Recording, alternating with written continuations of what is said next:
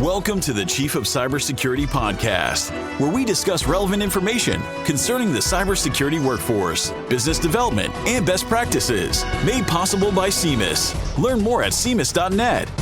And for a list of authorized publications, visit DewayneHart.com. And now, here's your host, Dewayne Hart. Hey, everybody. Welcome back to another episode of the Chief of Cybersecurity podcast session. For the most part of season one, it has been dedicated to a lot of great information concerning cybersecurity. Today's topic is dedicated to small businesses, but it's not really about trying to procure clients, but to focus more so on the internal aspects of cybersecurity. When I speak about the internal aspects of cybersecurity, I am speaking about those practices you need to have inside of your organization to make sure that you're cyber safe. Think about all these hackers exploit. Think about all the vulnerabilities that exist. Think about all your clients. Think about the data that you have to protect. And think about your employees. Those are intricate pieces of small businesses' cybersecurity programs. So to make this podcast section very effective and to gain a lot of insight into cybersecurity for small businesses, what do you need to know? We have some goals and outcomes. First is that I'm going to talk about those significant facts that amounts to small businesses and cybersecurity. Then I'm going to discuss building the connection. That connection is whether cybersecurity operate within small businesses and some of the nuances that business owners should know. Next, I'm going to roll into understanding employees' relationship. This is the core. Your employees is the core to cybersecurity.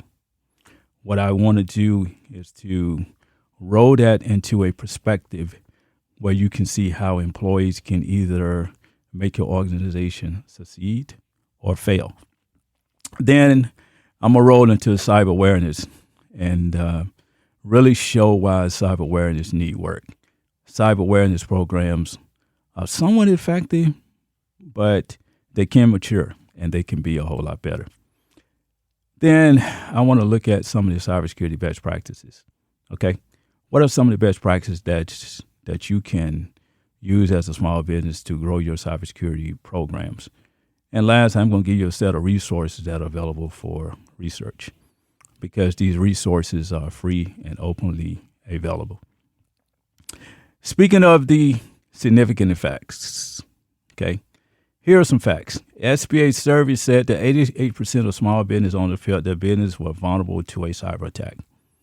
Now, if this is within your mindset, you are a step ahead of most people if you feel this way. Because if you feel this way, then, of course, you would like to make change.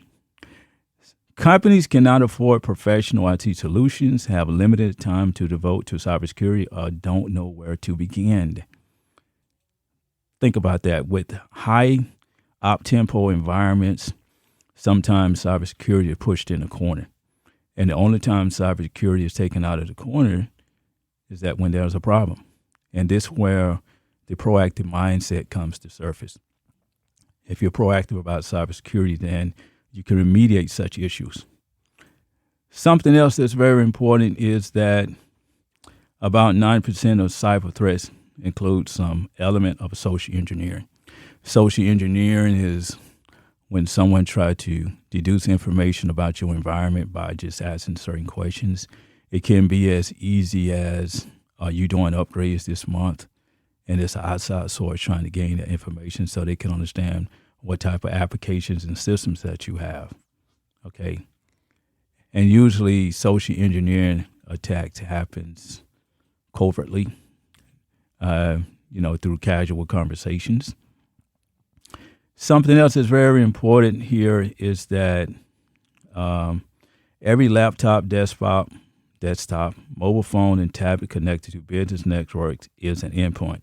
Each device is a potential entry point for malware. Think about this. If you have an environment with 100,000 endpoints, okay, there's a potential for malware. And it's potential because employees use those devices. You, as a small business owner, has to be thinking about that and saying, okay, how can I protect those assets? Even so, if you have cell phones and you give your employees cell phones, those are endpoint devices. Here goes something else that's very important is between January of 2014 and October 2019, the Internet Crime Complaint Center, which is managed by the FBI, received complaints totaling more than 2.1 billion and actual loss from business email compromise scam using two popular cloud-based email services. Think about that. If you transfer into the cloud, and if you have a business, you could fall under that envelope itself. So keep in mind that these are just some facts that I researched and found, and it's just to highlight information so that you can have an understanding of some of the vulnerable things that could occur for your business. All right. So we have our facts. Let's just talk about the connection with cybersecurity.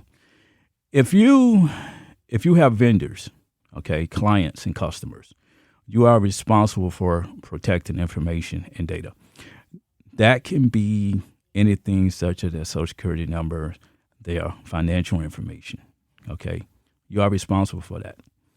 And when you do not take the responsibility, and if there's a data spillage or a data breach, that could hamper your company. Your company reputation is at risk. So if you're a small business owner, think about when you have employees that probably leave customer information on their desk and they say, well, I'm headed out to lunch. And on that piece of paper that they printed out, it has their social security numbers, phone numbers, and so forth. And you have other companies that are walking through your building, maybe trying to do some installation, hang lights up, or maybe some other type of maintenance work. And they go by somebody's desk and they see that information. And that can be used against your client or your vendor. It's just that easy. If you think about when you sign a non-disclosure agreement, what you're stating is that you are not going to share proprietary information that your vendor share with you with third-party sources. That could become a legal issue. That is part of cybersecurity. Think about the federal government. If you have done any work with the federal government, you know that as a small business owner, cybersecurity is very important because there is critical information that your company may have about the government, especially if you are working on the IT systems. If you do work with the Veterans Administration and you have access to veterans records, those records have social security numbers on them, okay? Be very careful if you're a small business because these are the things that matters most. And I always state that these are the things that matter most, although they sound very small, but they can cause a lot of harm if they're not taken care of appropriately. Now the government has CMMI, okay, which is an initiative designed to make sure that small businesses are cybersecurity ready, okay? And if you're a small business owner for the government, it's going to be upcoming for you, especially to obtain contracts through the government. There are audits that happens all the time. Audits are very important because as a small business owner, when you engage with vendors, a lot of times vendors want to know, have you had a financial audit? Have you had a cybersecurity audit? Okay. And these audits are really to show that you can be trusted because part of business relationships and client relationships is to have a trusted relationship. If your vendors or your clients do not trust you, then they don't want to do business with you. So when you go through these audits, and if you successfully pass these audits, then it makes your organization seem very trustable. And as we know in cybersecurity, everything is based on a trusted relationship. I don't care if you're sharing data. I don't care if you decide to have a conversation with another company. If you're going to do certain work for other companies, or if you are responsible for transferring information, okay? All of that falls into the line of trusted relationships. If you don't have a trusted relationship with your vendors and your clients, then, you just cannot do business. So part of the core of this is to go and to understand your employees.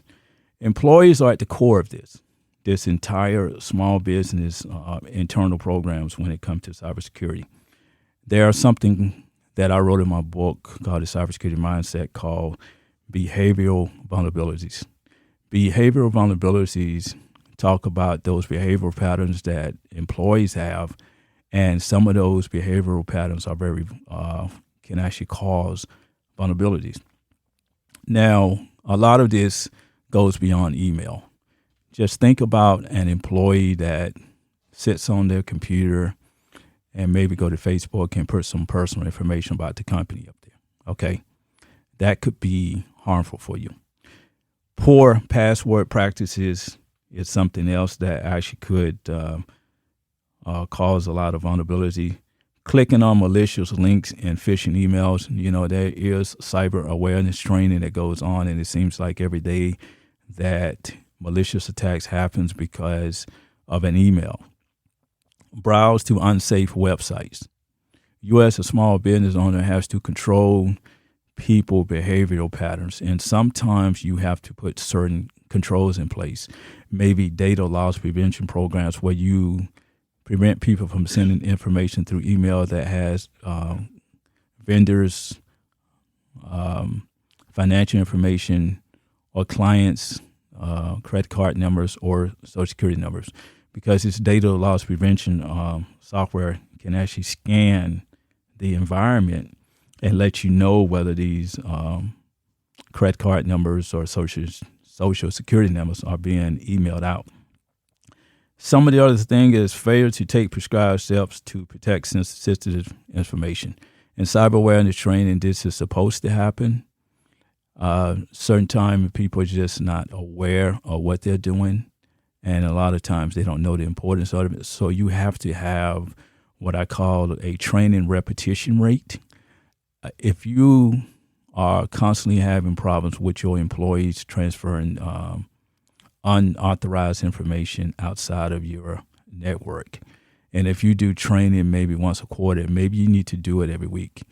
When I was going through the military and learning about being a master training specialist, that was one of the key elements that was taught, was that if a lot of times you do training, and if you're still not getting positive results, then you need to change your training repetition rate. And maybe you do it once a quarter, now probably you need to do it just once a week. Some of the other things is failure to keep system updated and patch. Microsoft send out patches every month. And as a small business owner, you have to remember that your internal systems have to be patched as well. Since we're in this environment now where a lot of business has transferred information to the cloud, you can't relinquish information to the cloud, or you just can't give up and say that the cloud service provider is fully responsible. You are still responsible for your employees. If you look at the behavioral patterns from certain people when it comes to cybersecurity, most of those failures are because a lot of times people just have a lapse in really understanding the impact of the decisions that they make, right? So as a small business owner, you can actually curb a lot of those issues. And you can start off by having an effective cyber awareness program, okay? So I would say that cyber awareness program do need work. Here's the reason why. They are too industry based. So that means that industry based tells you, okay, let's just talk about phishing email. Let's just find a video of a common person named Tina or either John, and let's just put their picture there and show them talking in a video, and they listen. They, as in your employees, listen and they're bored. Okay, make it fun, make it interesting, make sure that people can grab interest. I've always thought that maybe with video games, maybe with something common, that people see every day. Maybe use certain sports teams or think about some of the things that people do on a daily basis, such as going fishing. And maybe you can incorporate maybe an environment that actually models what people like. And then they become tuned into training. Not relevant to company. See, most of the cyber awareness programs are very generic. I've always thought that if you are pretty much a company that is focused on logistics, then, all right, maybe you can have a video that shows logistic workers in a warehouse working, okay? Showing someone that is sitting in an office in a corporate building probably won't work too well. Some of the other things is learning is fun, okay? This is the reason why some of the cyber awareness programs don't pass. It's because learning is not encouraged as being fun. One of those things is that it have to apply to the job. And as I stated before, video games are very important because we're in an age now where people like to play video games. Maybe you can structure video games into your cyber training, okay, and make it very fun. So cyber awareness program need work. And, the reason they need work is because people behavioral patterns contribute to a lot of internal issues for small businesses. So just think about your cyber awareness program and pretty much how you can make it better. So there's some other elements too that can help out. So, let's just talk about some of the best practices in protecting your brand. Your brand is your business. You work to create your business. You probably spent hours trying to network, to market with certain potential clients. You was up to 1, maybe 2 in the morning doing paperwork and trying to write out a business plan. And you went to all these meetings and you used money out of your pocket to go build your company. And now that's your brand. You have to protect your brand. So to protect your brand, you have to take ownership. All right. Policy and regulations need to be written. Train employees on security principles. This is an internal training program where you constantly enforce the concept upon employees. I've always thought that your company may have IT people that work for you and use them to stress the effort amongst the rest of the teams. Okay. Some of the other thing is practice privacy. Privacy is very important because you have clients. Your clients are dependent on you. All right. Protect information, computers, and networks from cyber attacks. Yes. So that's the premise of cybersecurity itself. It's trying to protect those internal assets that you own. So let's talk about some of the other ones too on here. You also want to limit employee access to data and information because when it comes to information in an organization, you will have different kind of departments, okay? Because you may have an HR department and you may have an account department. HR people may not need the data that the account department has, okay? The CISO information may not be shared amongst with certain other people in the organization as well, all right? Think about your vendors, okay? Think about clients. Clients are those end users and customers, all right, that you have on the enterprise because they depend on you. Conduct drills. Drills are very important. You can simulate different issues such as like a data spillage. What if data was lost? What if someone came in your office and grabbed personal information and tried to take it out the door? Okay, what is it that your employees need to do? All right, so you can conduct drills. You can be a part of incident response drills. I know for a fact that cybersecurity personnel usually have incident response drills at an interval, at certain intervals. So as a small business owner, you can ensure that other employees in your company can actually be a part of the drill so they can see exactly what is going on. Because we know there's always the business end and there's the IT end. And the overall premises of a small business in your brand is to make sure all of those understand your brand and making sure that everyone is on board and trying to support your brand. Okay. Protect customers and proprietary data from contracts. Okay. Contracts are very important. You can't share contractual information to certain people, and you have to protect that information. The state of your security posture is very important. Yeah, you need to know where you stand with cyber security. You can have those meetings with certain people throughout your organization just to make sure that you are cyber safe. So outside of that, there also exists some areas that can give you a lot of support when it comes to understanding cybersecurity for small businesses. The National Cybersecurity Alliance has a program called Cybersecurity My Business, and it is a national program helping small and medium-sized businesses learn to be safer and more secure online.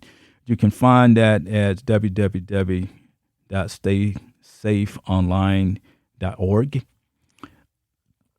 Also, too, the Department of Homeland Security Cyber Resilience Review is a non-technical assessment to evaluate operational resilience and cybersecurity practices. Assessments can be self-administered or request an on-site assessment by DHS cybersecurity professionals. That is available to you. DHS also offers free cyber hygiene vulnerability scanning for small businesses. The service can help secure internet-facing systems and weak configuration and known vulnerabilities. Okay, these are some resources that are available for you. For the most part, if you went to Google and if you can type in information that you need for different resources, then I'm pretty sure you can find more. All right. Some of the other things that I would like to point out is that small businesses are unique. Small businesses is a brand. Make sure that you protect your brand, okay? Because protecting your brand is not optional. I commonly use that term toward information privacy, but also, too, I want to transition that over to small businesses as well. Vendor engagements. Remember, vendors depend on you. There's a trusted relationship that you have with vendors. And vendors believe that if they can trust you with their information, then you can do business with them. Stay abreast of cybersecurity, okay? I was at a conference about a couple of weeks ago, and I learned more about some of the nuances, some of the new technologies for cybersecurity. There was a lot of information on artificial intelligence. There was a lot of information on zero trust. And I was really happy that I went to that conference because I could hear speakers talk about some of the industry trends that are changing. Stay abreast of what goes on, okay? Now, keep in mind that employees are your strongest or also can be the weakest assets. outside of protecting standards, they also contribute to help and build cybersecurity. Now, employees are at the core of this. Employees can help you build cybersecurity. Now, I talk about the cybersecurity DNA plenty of times through the podcast sessions. And part of that is to look at your environment, right? And to determine how you can protect your environment, all right? And much of that happens because you have to think holistically about your environment. And holistically means that you have system thinking, that you're not looking down a tunnel, and that you're trying to look at the complete picture of your environment and find ways to secure your environment. So in episode 11, we're going to be talking about utilizing holistic defensive approaches to secure your environment. I will see you in the next episode. You've been listening to the Chief of Cybersecurity podcast, where you have gained relevant knowledge to enhance your cybersecurity mindset. Be sure to visit DewayneHart.com to learn more about authored publications, show notes, and discover more information concerning cybersecurity.